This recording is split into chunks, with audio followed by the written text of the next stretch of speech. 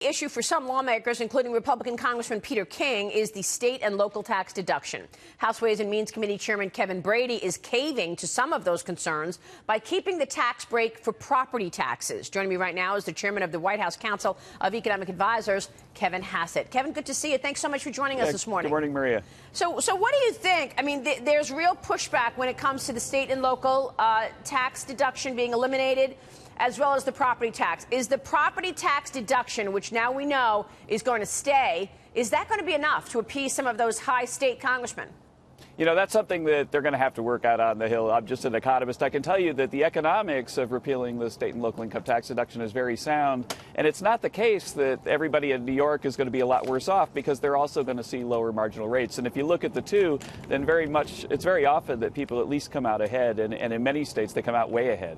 Let me ask you about the overall budget and where the priority is going to be in the next several years, Kevin, because we know that this budget was $500 billion overspending. Next year's budget looks like it's going to be the same thing, and actually 2018 and then 2019 the same thing, $500 billion over budget. When do you believe reining in spending becomes a priority? When does that $20 trillion in debt become a priority? Because we know when it becomes a priority, the focus undoubtedly has to shift to the entitlements. You're right. What the president wants to do first, Maria, as you know, is get the tax cut through and watch and see what that does to the economy. Already we've had a couple of 3% quarters in a row. As you say, markets are soaring, and the economy's back to 3% because of optimism over the tax cuts. If the tax cuts are passed, I think we'll lift it to another level, and that, of course, will increase economic growth and bring in revenue. And then at that point, you know, we can assess the situation and decide on next steps. But I think that right now, the thing that we need to be most worried about is that if the tax cut fails, then all of this optimism that we've seen in markets might go in the opposite direction. Yeah, you're absolutely right. And I guess one of the reasons for a 3.1% GDP and another 3% GDP that we saw this most recent reading is the fact that this market has been as strong as it has been. $5.3 trillion in market value gained since Election Day. That, as well as the president's rollback of regulations. I know that in President Obama's final year, the Federal Register hit 97,000 pages, longer by 18,000 pages, which people joke in Congress that's more than 15 King James's Bibles. And this president is among the lowest regulatory presidents. Is that part of what we're seeing in terms of this growth pickup? Sure, that's a big part. One think tank across town estimated that already this year America's businesses have spent 6 million fewer hours complying with new regulations. Those 6 million man-hours are dedicated to output and increasing profits and actually productive activity.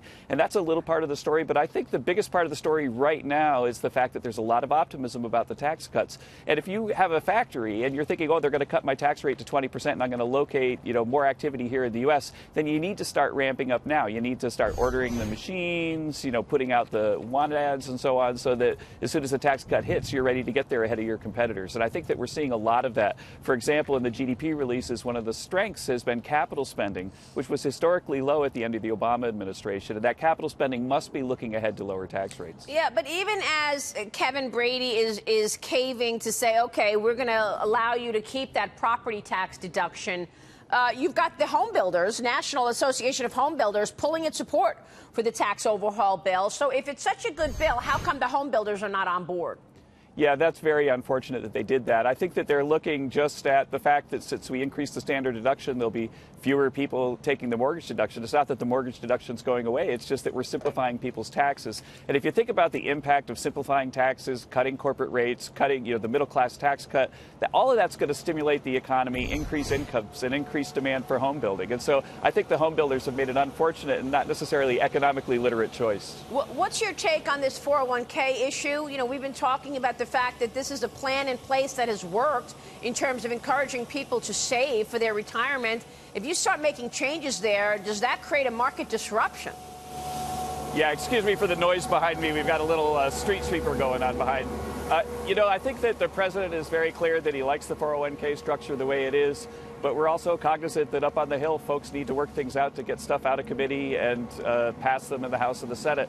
I look forward to seeing the details of what they come up with on that issue. Well, that's the thing. I mean, that's why I asked you earlier. I mean, what is the priority? I mean, are we going to look to a Mick Mulvaney at the Office of Management and Budget and say, okay, he's a deficit hawk. We need to make sure it's just scrap together as much money as possible. Take money from 401ks, take money from state and local income, $1.3 trillion, so that we have more money to pay for this tax cutting?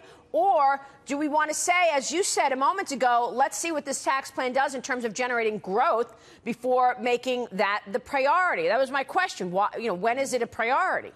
Well, the growth is the priority, and I think that you're right, that if you look at the main features of the bill, the 20% corporate rate, the big tax cut for the middle class, if you look at those main features, all of those are really designed to deliver growth. Once we get that growth, we'll get more revenue. Already this year, we've gotten a much higher growth rate than was anticipated, almost probably looking at a year that'll be about 1% a year higher than was expected after President Obama left. And so I think that will give us the revenue. And at that point, we absolutely need to reassess spending and medium and long-term growth of government. And I know that the president has said every 1 percentage point of GDP equals $2.5 trillion in revenue to the government. I got that. What's your best case scenario, Kevin? I mean, we're talking about 3% growth in the last 2 quarters. Haven't seen straight consecutive 3% growth in a long time. What's your best case scenario in terms of growth? Look out 5 years.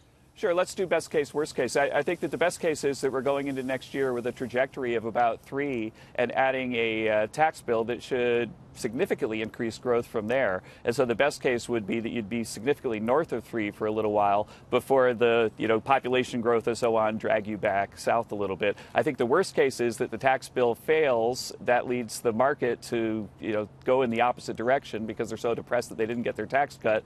And then everything else, capital spending, goes back down. And before you know it, we're back at a growth rate that's just a little bit above what President Obama left us. But, I mean, north of 3%, could you see like a 4% number in the next 5 years?